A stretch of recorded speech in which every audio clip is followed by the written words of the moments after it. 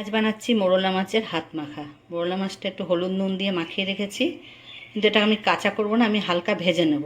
পেঁয়াজ কুচিয়ে নিয়েছি, 3টে পেঁয়াজ কুচানো, 8টা লঙ্কা, রসুন 5-6টা, 6 রসুন আমি কুচিয়ে নিয়েছি। এখানে ধনেপাতা কুচি, হলুদ, নুন আর সর্ষে 2 চামচ আমি তেল দিয়ে জল দিয়ে একটু গুলে রেখে দিয়েছি।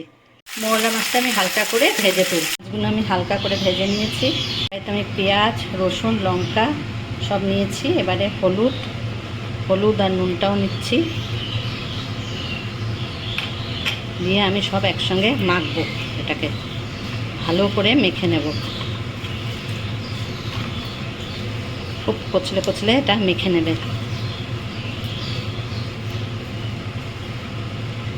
আচ্ছা, এবারে আমি এতে মাছটাকে দেব।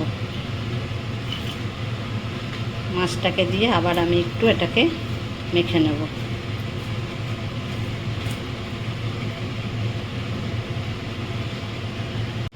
আমি এবার দিচ্ছি এতে সর্ষের তেল।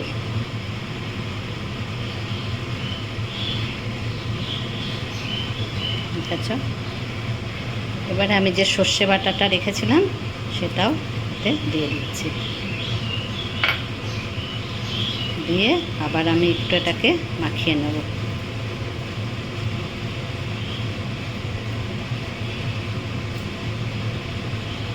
গ্যাসের আগুনটা সিম রেখে আমি এটা চড়িয়ে দিয়েছি। কিছুক্ষণের জন্য এটাকে আমি ঢেকে দেবো, এটা কোনো জল পড়বে না। ঢাকনাটা খুলে একবার আমি তোমাদের দেখিয়ে দিচ্ছি। দেখো, এটা আরও কিছুক্ষণ হবে।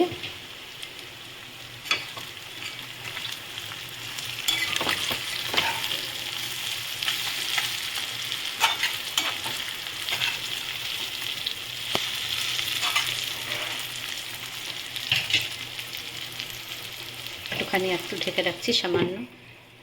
দেখো, পুরো তেলের উপরে এসে গেছে, আমার মোরলা মাছের চচ্চড়িটা হয়ে গেছে।